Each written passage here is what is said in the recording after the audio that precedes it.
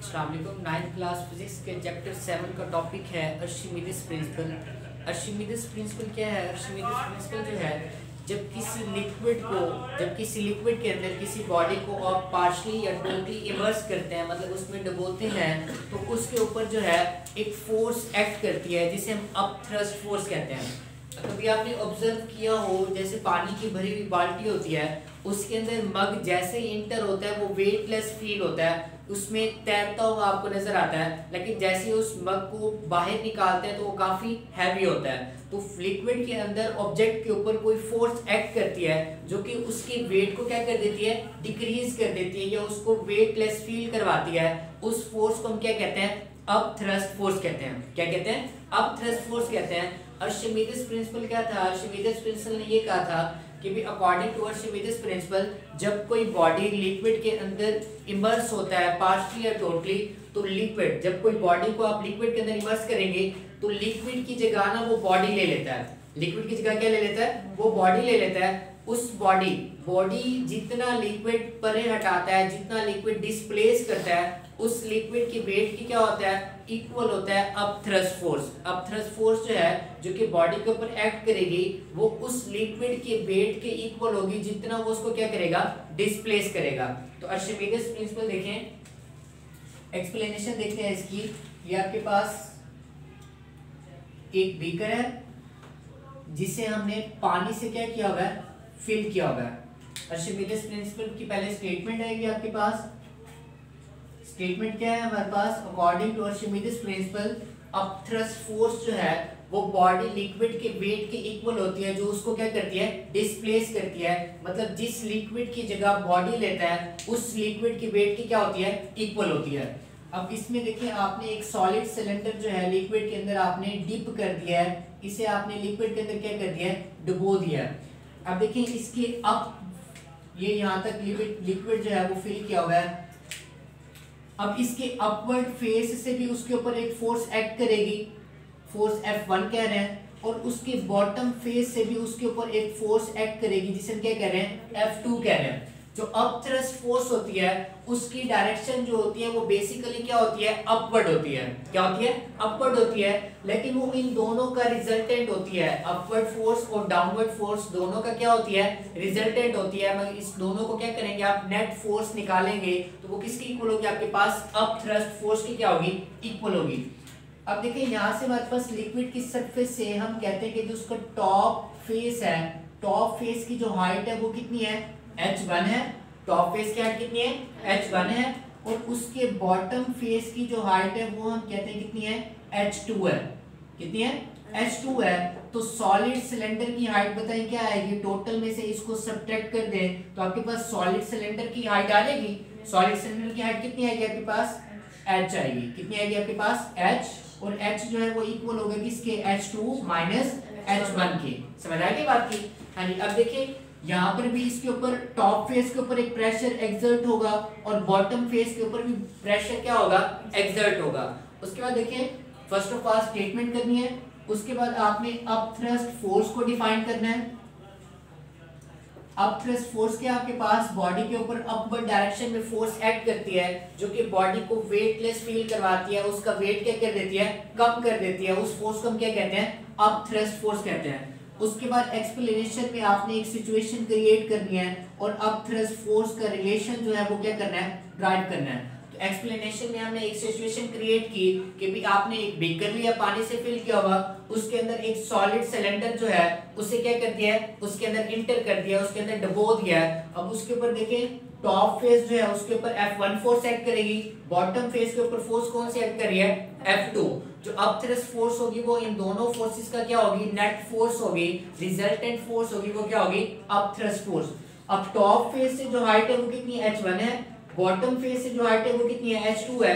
तो h2 minus h1 इस solid cylinder की हाइट आप इजीली फाइंड कर सकते हैं, जो कि क्या होगी? h is equal to h2 minus h1। उसके बाद नेक्स्ट देखें, प्रेशर का हमने रिलेशन पढ़ा था प्रेशर इन लिक्विड्स में कि जब भी लिक्विड्स डेप्थ के अंदर प्रेशर जो वो वेरी करता है, हमने रिलेशन भी ड्राइव किया था कि भी प्रेशर जो है वो डेप्थ के डायरेक्ट रिलेशन में होता है। जैसे जैसे डेप्थ बढ़ती जाती है प्रेशर की वैल्यू क्या होती जाती है, इंक्रीज होती जाती है। क्या होती जाती है, इंक्रीज होती जाती है। और उसका हमने एक फार्मूला भी ड्राइव किया था, प्रेशर इज इक्वल टू क्या था, रो जी एच। और इसी रिलेशन से हमने बताया था कि भी प्रेशर जो है वो डेप्थ के साथ क्या है, डायरेक्ट रिलेशन में है कि डेप्थ के साथ साथ प्रेशर जो है लिक्विड का वो क्या होता है, इंक्रीज होता है। अब इसके अकॉर्डिंग जो है हम इन दो इक्वेशंस को बनाते हैं। हाँ जी देखें, टॉप फेस के ऊपर डेप्थ कितनी है, h1 है।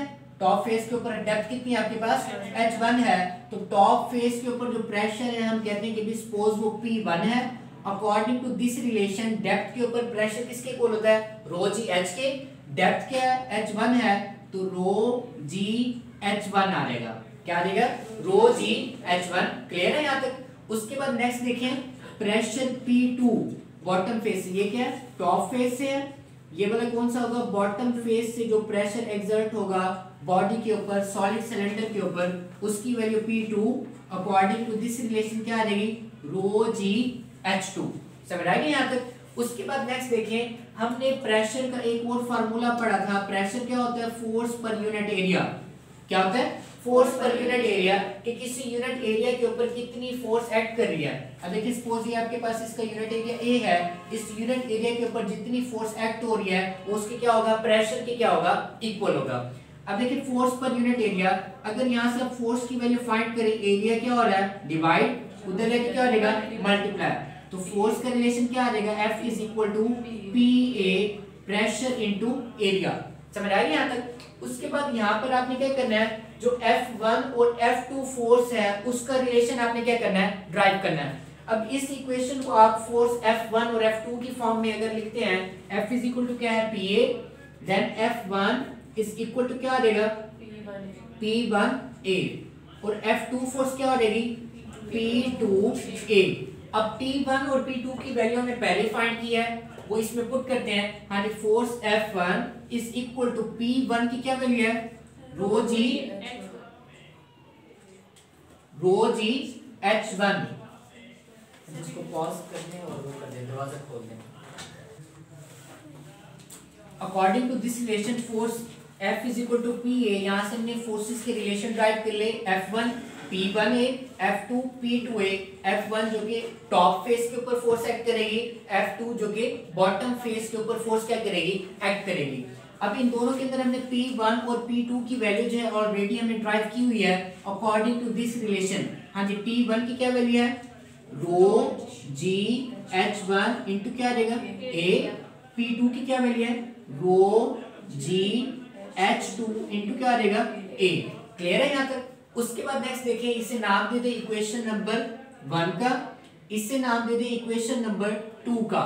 हमने कहा था कि भी जो अपथ्रस्ट फोर्स होती है वो अपवर्ड डायरेक्शन में क्या करती है, एक्ट करती है, लेकिन उसके ऊपर डाउनवर्ड डायरेक्शन में उसके टॉप फेस के ऊपर भी एक फोर्स एक्ट कर रही है, लेकिन उसकी मैग्नीट्यूड जो है वो F2 की निस्बत क्या है, कम है, क्योंकि अपथ्रस्ट फोर्स जो है बॉडी को लिफ्ट अप करती है, ऊपर की तरफ उठाने की कोशिश करती है। तो नेट फोर्स जो होगी वो किसकी डायरेक्शन में होगी, F2 की डायरेक्शन में होगी, जो कि अपथ्रस्ट फोर्स होगी।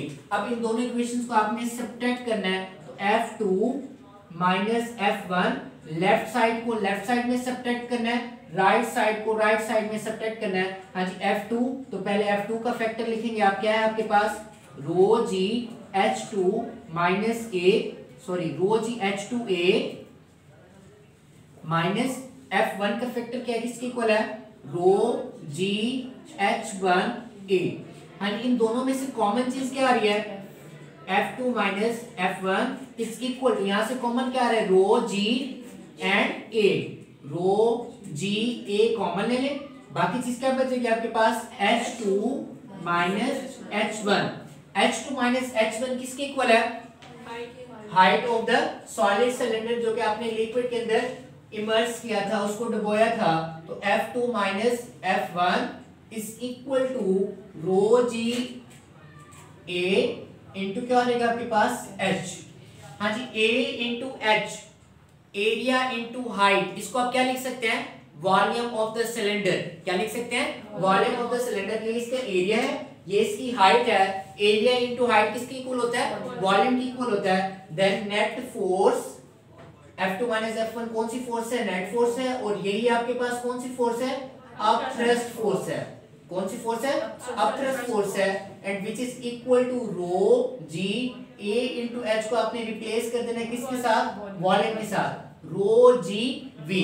तो अपथ्रस्ट फोर्स जो है वो किसके इक्वल आ गई है, रो जी वी की इक्वल आ गई है। अब इस अपथ्रस्ट फोर्स के फैक्टर्स कौन कौन से हैं, फैक्टर्स कौन कौन से हैं, एक तो फर्स्ट फैक्टर है आपके पास डेंसिटी, सेकंड फैक्टर क्या है आपके पास, ग्रेविटेशनल एक्सेलरेशन, थर्ड फैक्टर क्या है आपके पास, वॉल्यूम ऑफ द लिक्विड। किसके इक्वल है, volume of the liquid. Volume of liquid कौन सा वॉल्यूम ऑफ लिक्विड होगा, जिस लिक्विड की जगह इस सॉलिड सिलेंडर ने ली थी। कौन सा लिक्विड होगा वॉल्यूम का, जिस लिक्विड की जगह इस सॉलिड सिलेंडर ली थी। अब देखिए ना, सॉलिड सिलेंडर जब इसके अंदर नहीं था तो यहाँ पर लिक्विड था, क्या था, लिक्विड था। जब सॉलिड सिलेंडर आप इसके अंदर इंटर करते हैं तो लिक्विड को डिस्प्लेस करवा के वो लिक्विड की जगह ले लेता है। ऐसे ही है ना, लिक्विड की जो जगह लेगा, जितने लिक्विड की वो जगह लेता है उसका जो वॉल्यूम है वो उसके इक्वल होगा। और आपके पास यहाँ पे इसकी स्टेटमेंट में है कि भी अपथ्रस्ट फोर्स जो है वो किसके इक्वल है, वेट के इक्वल है। किसके इक्वल है, वेट के इक्वल है। अब यहाँ पे तो हमें वेट जो है उस तरह का कोई टर्म नजर नहीं आ रही वेट की, लेकिन बुक में नहीं है, लेकिन आप इसको साइड पे देख सकते हैं। हाँ जी, रो जी बी है, रो जी बी। वॉल्यूम किसके इक्वल होता है आपके पास, according to density equation volume equal होता है मास ओवर डेंसिटी के। किसके इक्वल होता है, मास ओवर डेंसिटी के। वॉल्यूम की अगर आप वैल्यू पुट करें, रो जी, वॉल्यूम की वैल्यू क्या आ जाएगी, मास ओवर डेंसिटी, डेंसिटी से डेंसिटी कैंसिल, mg किसके इक्वल होता है, वेट के।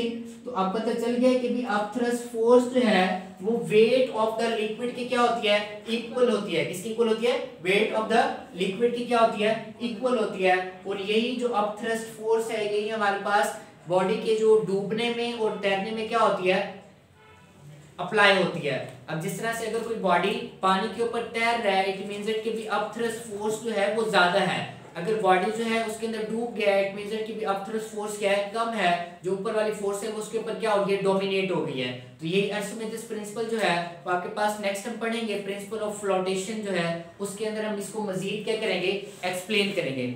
ओके, इसके अलावा कोई क्वेश्चन हो तो आप उसमें कमेंट सेक्शन में पूछ सकते हैं।